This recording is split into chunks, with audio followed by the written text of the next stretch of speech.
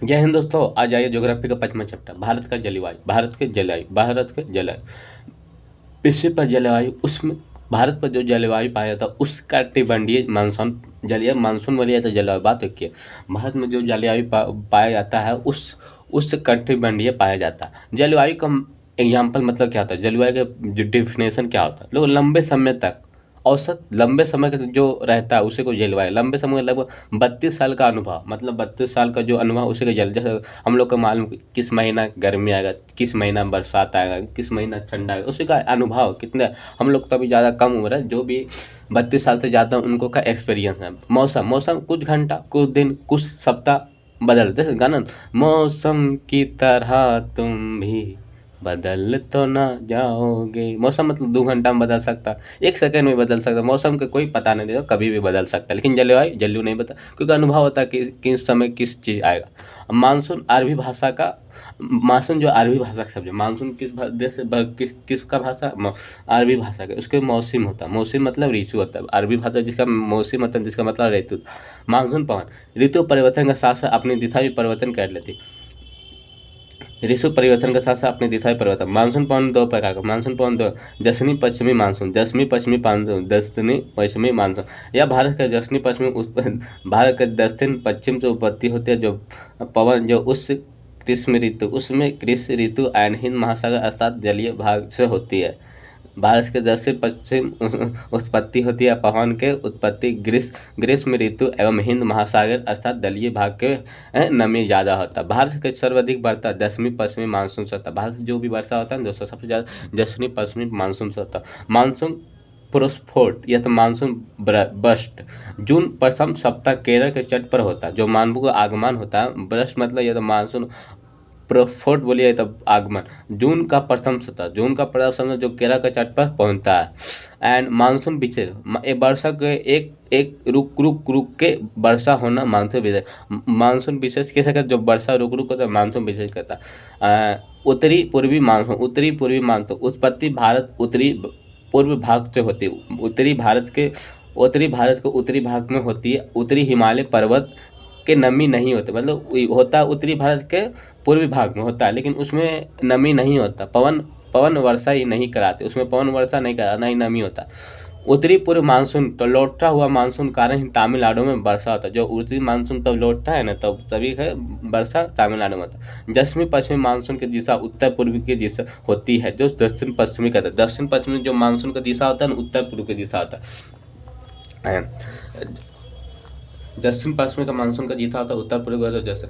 Monsoon निवर्तन monsoon लौटने की घटना को मानसून निवर्तन कहता है। दक्षिण पश्चिमी मानसून जलीय भाग से स्थलीय भाग जाता है। जो दक्षिण पश्चिमी मानसून जलीय भाग से स्थलीय भाग जाता है, जलीय भाग से उल्टा स्थलीय भाग पर जाती है। उत्तरी पूर्वी मानसून जो स्थलीय भाग से जलीय भाग की ओर आते हैं। उत्तरी पूर्वी मानसून स्थलीय भाग से उल्टी जलीय भाग की ओर चलती है। पश्चिमी विक्षोभ रबी फसल के लिए गेहूं, चना, सरसों, आलू लाभदायक। पश्चिमी विक्षोभ रबी फसलों के लिए तमिलनाडु शरद ऋतु में तमिलनाडु के तट पर वर्षा होती है। उत्तरी पूर्वी मानसून के कारण तमिलनाडु में वर्षा होती है। हिमालय पर्वत के कारण ही दक्षिण पश्चिमी मानसून में वर्षा होती है। हिमालय पर्वत के ही कारण ही दक्षिण पश्चिमी मानसून में वर्षा होती है। कड़ाके की ठंड से बचाती है। अगर हिमालय पर्वत नहीं होता तो दोस्तों भारत तक बहुत जम जाता। उत्तर जैसा हमारे बिहार से बहुत हैवी ठंडा पड़ता, क्योंकि हिमालय पर्वत के कारण ही जो दक्षिणी पश्चिमी मानसून वर्षा होती है, जो कड़ाके की ठंड बचाती है। हिमालय पर्वत भारतीय जलवायु को प्रभावित करती है तथा जलवायु को विभाजक के रूप में काम करते हैं। जो हिमालय पर्वत है ना दोस्तों, भारत के जलवायु के मेन जलवायु को प्रभावित करता है। जो अशांत समुद्र में जितना नज़दीक होगा उतना ही अधिक वर्षा होगा, जो अशांत समुद्र से जितना दूर होगा उतना ही कम वर्षा होगा। भारत सतह से विश्व का सर्वाधिक वर्षा मेघालय का मसेराम में होता है, जो दक्षिणी पश्चिमी मानसून से खाड़ी शाखा से होता है। भारत का औसत वर्षा का 125 सेंटीमीटर 125 सेंटीमीटर भारत में औसत वर्षा होता है 125 सेंटीमीटर। भारत में सबसे कम वर्षा होता है लद्दाख में। भारत में सबसे कम वर्षा होता है लद्दाख के लिए में 30 से 40 सेंटीमीटर। भारत का सबसे गर्म मरुस्थल जो राजस्थान के बीकानेर जो बिरयानी, भारत का सबसे गर्म स्थान है राजस्थान का बीकानेर। भारत का सबसे ठंडा स्थान है ट्रांस लद्दाख। भारत का सबसे ठंडा मरुस्थल है थार मरुस्थल। सफेद मरुस्थल को कच्छ का रण कहा है, कच्छ का रण गुजरात।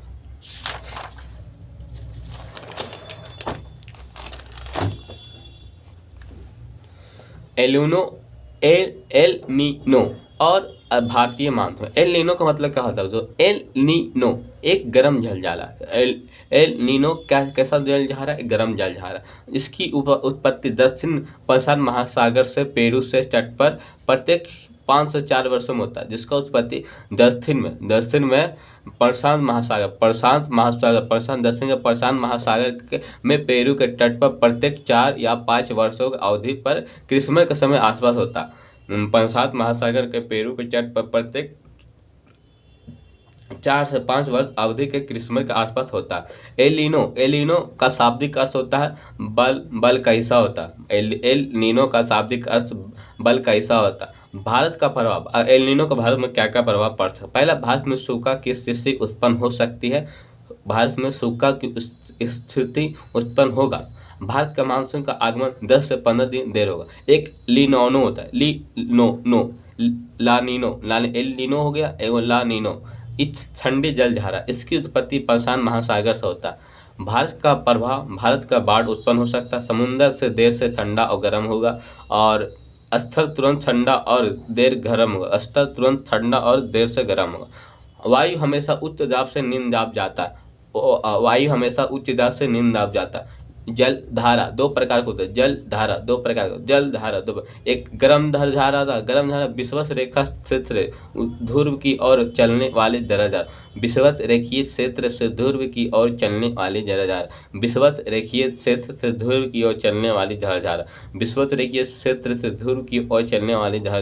एक ठंडी जलधारा तो ध्रुव से विषुवत रेखा की ओर चलने वाली जलधारा। ध्रुव से विषुवत रेखा से ध्रुव की ओर बढ़ते। गर्म जलधारा जो होता है विषुवत रेखा से ध्रुव की ओर चलती है। विषुवत रेखा ध्रुव की ओर चल रहा है गर्म धारा, और ठंडा धारा ध्रुव से विषुवत रेखा ठंडा, इसे नीचे उतरे। ग्रीष्म ऋतु 15 मार्च से 15 जून। ग्रीष्म ऋतु कब से कब होता है दोस्तों? 15 मार्च से 15 जून। 15 मार्च से 15 जून। ग्रीष्म ऋतु 15 मार्च से 15 जून। ग्रीष्म ऋतु 15 मार्च से 15 जून। ग्रीष्म ऋतु 15 मार्च से 15 जून। ग्रीष्म ऋतु 15 मार्च से 15 जून। ग्रीष्म ऋतु 15 मार्च से 15 जून। वर्षा 15 जून से 15 सितंबर। वर्षा ऋतु होता 15 जून से 15 सितंबर। वर्षा ऋतु होता 15 जून से 15 सितंबर। वर्षा ऋतु होता 15 जून से 15 सितंबर। वर्षा ऋतु होता 15 जून से 15 सितंबर। शरद ऋतु 15 सितंबर से 15 दिसंबर। शरद ऋतु होता है 15 सितंबर से 15 दिसंबर। 15 सितंबर से 15 दिसंबर। शरद मतलब 15 सितंबर 15 दिसंबर। अब शीत ऋतु 15 दिसंबर से 15 मार्च तक। 15 दिसंबर 15 मार्च। फिर ग्रीष्म ऋतु 15 मार्च से 15 जून। 15 मार्च से 15 जून। वर्षा का ऋतु 15 जून से 15 सितंबर। 15 जून से 15 सितंबर। 15 जून से 15 सितंबर। शरद ऋतु 15 सितंबर 15 दिसंबर। शीत ऋतु 15 दिसंबर 15 मार्च। विश्वास रेखा जो भी हवा चलेगा गर्म चलेगा। अगर विश्वास रेखा का ध्रुव की हवा चले तो गर्म जल जा रहा होगा। अगर ध्रुव पे तो विश्वास रेखा और ठंडा जला कोई भी ध्रुव उतरी जैसे नहीं।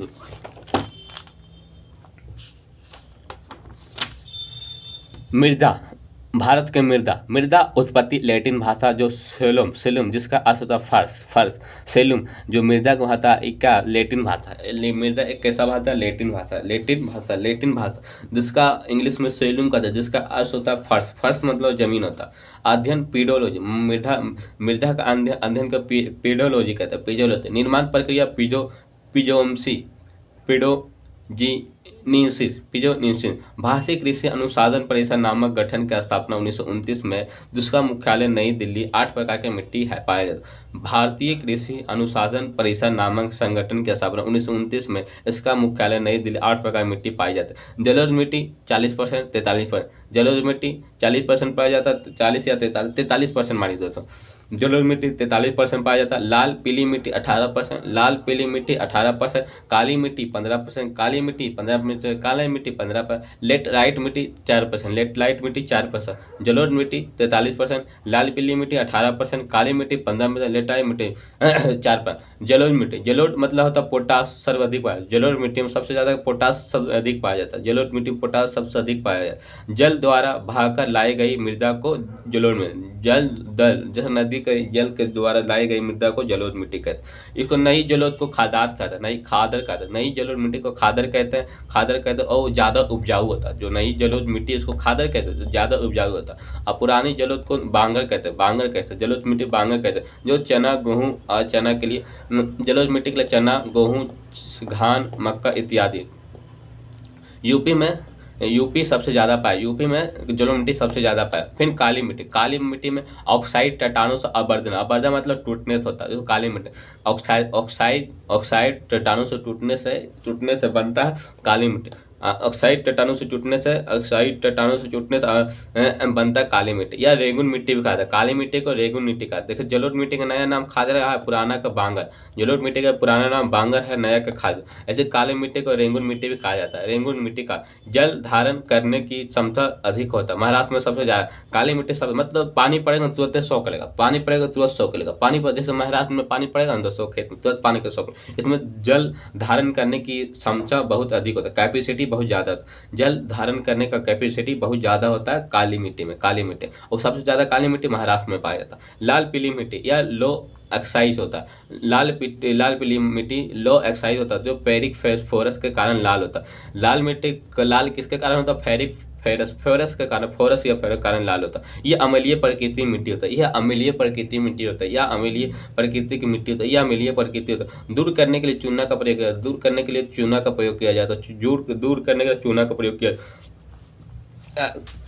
दक्षिण भारत में सबसे ज़्यादा तमिलनाडु में कॉफ़ी चाय मतलब सबसे ज़्यादा जो काली मिट्टी पाया जाता है, काली मिट्टी नहीं छोटी काली पीली मिट्टी, काली मिट्टी सबसे ज़्यादा तमिलनाडु में पाया जाता है। इसके लिए कॉफ़ी चाय के लिए रबर के लिए बहुत अम्लीय मिट्टी, चूना की कमी होता है। अम्लीय मिट्टी में चूना की कमी होता है, अम्लीय मिट्टी कहलाती है। क्षारीय मिट्टी चूना की अधिकता होता है, क्षारीय मिट्टी। अम्लीय में चूना का कमी होता है तो अम्लीय मिट्टी, क्षारीय में चूना का अधिक होता है, क्षारीय मिट्टी। लेक्लाइट मिट्टी, वर्षा तापमान अधिक होता है, वर्षा का तापमान अधिक होता है। लेक्टाइट मिट्टी वर्षा तापमान अधिक होता है। केरल राज्य में सबसे ज़्यादा पर्वतीय मिट्टी मुख्य तौर पर हिमालय क्षेत्र, उत्तरी पूर्वी चाय कॉफ़ी मसाला मुख्य तौर पर हिमालय क्षेत्र से उत्तरी पूर्व दक्षिणी चाय। पर्वतीय मिट्टी मुख्य तौर पर हिमालय क्षेत्र, उत्तरी पूर्व दक्षिणी चाय की कॉफ़ी मसाला। मरुस्थल मिट्टी यह शुष्क अथवा मरुस्थलीय मृदा कहा जाता है, यह जो शुष्क अथवा मरुस्थलीय मृदा कहा जाता है। ज्वार बाजरे के लिए पीट एवं जैव मृदा खास तौर पर डेल्टाई इलाका में पाया जाता है। पीट एवं जैव मृदा डेल्टाई इलाके में पाया जाता है। मृदा आकर्षण उर्वरकता कमी होने के कारण मृदा का आकर्षण करता। उर्वरक के कमी के कारण मृदा आकर्षण। संयुक्त राष्ट्र महासभा 2013 के 5 दिसंबर को मृदा दिवस मनाया जाता है।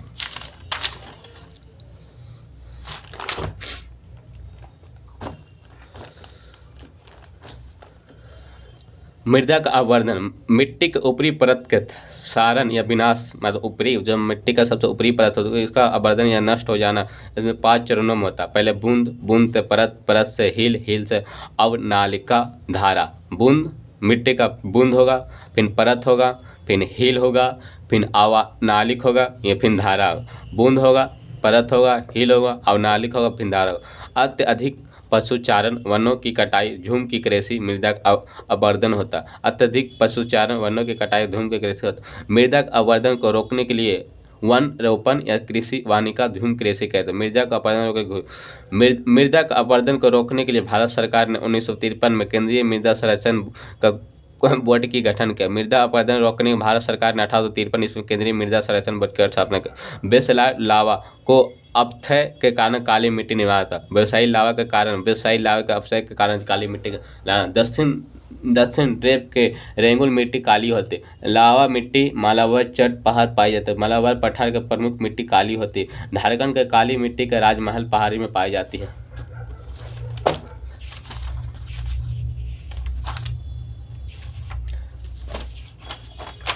आइए दोस्तों, ज्योग्राफी का सम इम्पोर्टेंट क्वेश्चन है, एक बार पढ़ते ज़्यादा नहीं। अंडमान निकोबार द्वीप के तट के रेखा का सहित भाग भारत के तट रेखा 75 से 17 किलोमीटर। भारत की भूमि सीमा का विस्तार लगभग 15,200 किलोमीटर। इंदिरा पॉइंट सबसे बड़ा निकोबार में। यंगल की खाड़ी, अरब सागर, हिंद महासागर, ये तीनों कन्याकुमारी में मिलती है। यंगल की खाड़ी, अरब सागर और हिंद महासागर तीनों कन्याकुमारी में मिलते हैं। बेम्बान झील सबसे लंबी झील जो जहाँ नौका दौड़ था। बेम्बान झील सबसे बड़ा झील जहाँ नौका दौड़ था। भारत का प्रादेशिक जल सीमा 12 समुद्री नेटिव झील है। म्यांमार सीमा भारत को उत्तर से दक्षिण अरुणाचल प्रदेश, नागा प्रदेश, मिजोरम। म्यांमार का सीमा बोरा का उत्तर से दक्षिण के ऊपर से नीचे है। अरुणाचल, फिर नागा, मणिपुर, मिजोरम। अक्साई चीन भाग, लद्दाख के पठार, दादा नगर, दमन द्वीप दोनों मिलाकर 26 जनवरी 1920 को एक बना गया। दादा नगर और दमन द्वीप को दोनों एक मिला 26 जनवरी 2020। भारत और चीन के मैकमोहन रेखा जो अरुणाचल प्रदेश में ज़्यादा मिलेगा। 1975 में सिक्किम भारत का राज्य बनाया। 9 डिग्री कारिनिकोब तथा ग्रेट निकोबार के बीच है। निकोबार के बीच में 9 डिग्री। असम में पाकिस्तान भूटान। असम का कहाँ सीमा लगता है? पाकिस्तान भूटान। एंड पश्चिम बंगाल भूटान नेपाल। मिजोरम में बांग्लादेश, म्यांमार। भारत के धूर दक्षिण भाग का भूमध्य रेखा 873 किलोमीटर। भारत के सिंदूर पूर्व कौन सा देश है? म्यांमार। सिंदूर पूर्व देश कौन सा? म्यांमार। ढक्कन का पठार सबसे पुराना है। विकास एवं कालांतुकार सबसे ज़्यादा विकास के अनुसार सबसे ज़्यादा आर्कियन मिलेगा, फिर धारावार मिलेगा, कुडप्पा मिलेगा, विधानतक। आर्कियन मिलेगा, धारावार, कुडप्पा, विधानतक। भारत का रूल प्रदेश के नीम का छोटा नागपुर को पठार। असम में 7 राज्य है, एक यूटीए सीमा। नेपाल के पड़ोसी है जहाँ सिक्किम, बिहार। कर्क रेखा के निकटतम दूरी के रांची है। कर्क रेखा के उत्तर में मणिपुर है। भारत के संघ और संपूर्ण राज्य नागालैंड 1963, हरियाणा नागालैंड 1963 में शामिल हुआ, हरियाणा 1977 में, सिक्किम 1975, अरुणाचल पर 1987। खाड़ी तीनों तरफ जल से एक तरफ अच्छा हो। खाड़ी मतलब क्या था? खाड़ी मतलब तीन तरफ जल हो, एक तरफ अच्छा हो। इसको पारदीप तीन तरफ जल, एक तरफ अच्छा। नामता पर्वत शिखर अरुणाचल पर, नामसा पर्वत शिखर का अरुणाचल। नर्मदा सचपुरा विंध्याचल के बीच बहती, सचपुरा विंध्याचल के बीच नर्मदा बहती। भारत के पूर्व से पश्चिम की ओर छोटा क्रम क्या? भारत के पूर्व से पश्चिम तक कौन पर्वत? पूरा सब कंचनजंगा, फिर मकालू है, फिर एवरेस्ट है, फिर अल्पुना। कंचनजंगा है, मकालू है, एवरेस्ट है, फिर पूरब से पश्चिम कंचनजंगा है, मकालू, एवरेस्ट है, अल्पुना। पश्चिमी तटीय मैदान मालाबार तट और कोंकण है कनाडा पर। काश्मीर, हिमालय, कोइरवा निर्माण प्रसिद्ध है। फूलों की घाटी हिमाचल प्रदेश, उत्तराखंड। फूलों की घाटी हिमाचल प्रदेश, उत्तराखंड। हिमालय की सबसे पश्चिमी चोटी गौरीशंकर। हिमालय के सबसे पश्चिमी चोटी गौरीशंकर। हिमालय की सबसे पूर्वी चोटी नामसा पर्वत। हिमालय की चोटी दक्षिणी उत्तर में पीर बाजार, दासका, लद्दाख, काराकोरम।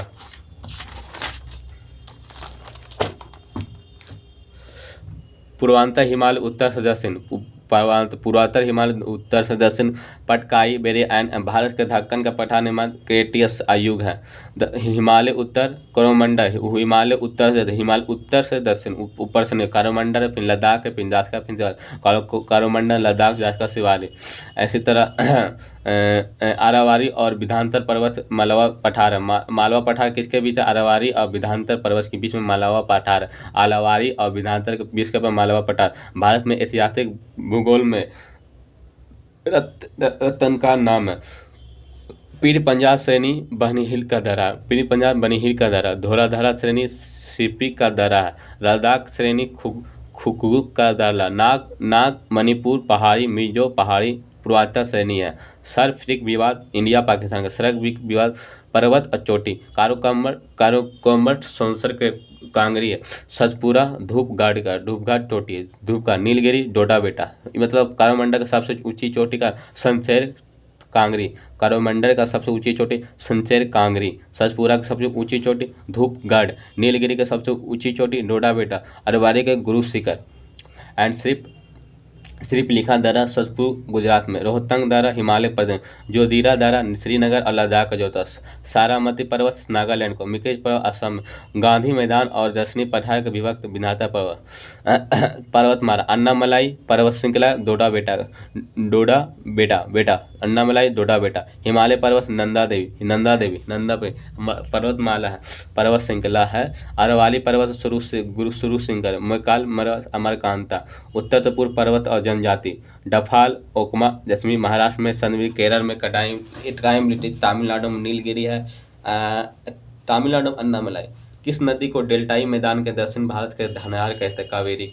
पुलिकर झील केरल के 2 राज्यों में फैली है। अधिकांश प्रदेशीय उत्पत्ति पश्चिमी घाट है। भारत का भौगोलिक शीर्ष का सबसे प्राचीन है भारत का प्रदीपीय पठार। पश्चिमी पूर्व से महादेव, मेघालय, छोटा नागपुर, खास कराइमकर पहाड़ी, केरल और तमिलनाडु। राज्य और पहाड़ी, मेघालय में गोरो पहाड़ी, मेघालय में गारो पहाड़ी, तमिलनाडु में कोराइकर एमलाई, अरुणाचल प्रदेश में मिरी, झारखंड में झेलम, शेष पहाड़ी, कोरोमंडल में कोडमम पहाड़ी, और मध्य हिमालय में महादेव पहाड़ी, सियाचिन हिमनद, नबी घाटी उत्तरी।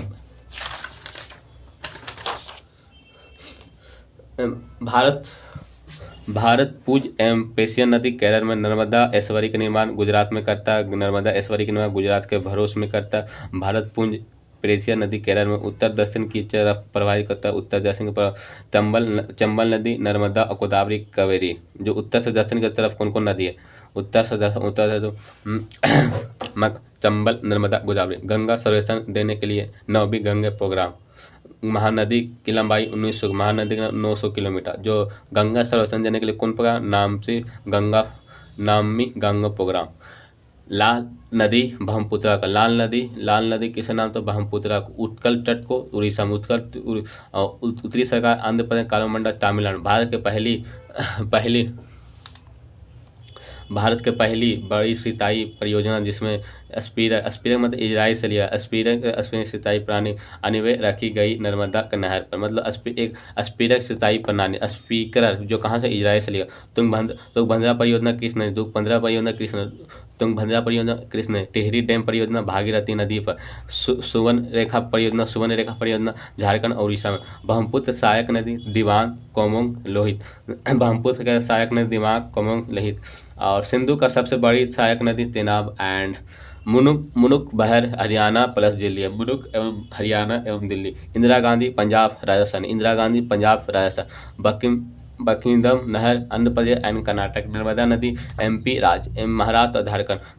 भांगरा नागरा सतलज, भांगरा नागरा बांध सतलज नदी, सतलज नदी। हिरकुंडा बांध महानदी, भांगरा नागरा सतलज, भांगरा नागरा बांध सतलज, हिरकुंडा महानदी। कोसी परियोजना, कोयला परियोजना महाराष्ट्र पर। साबरमती परियोजना कर्नाटक में, साबरमती परियोजना कर्नाटक में। बाली मेरा परियोजना उड़ीसा में। साबरीगिरी परियोजना केरल में। घाघरा नदी सबसे बड़ा सहायक नदी सरयू। अयोध्या कौन नदी पर? सरयू नदी पर। घाघरा नदी की सबसे सहायक नदी कहाँ? घाघरा नदी सरयू। जो अयोध्या पर सरयू नदी, सरयू। एंड कैस्पियन सागर विश्व का सबसे बड़ा झील है। कैस्पियन सागर नहीं बल्कि झील है। 5 देश सीमा बनाती। पश्चिमी पूर्व घाघरा ताप्ती गंडक बनाती है। यमुना का सबसे बड़ी सहायक नदी चंबल है। यमुना की सबसे रंगती नदी उत्पत्ति सिक्किम, रंगवी नदी सिक्किम में।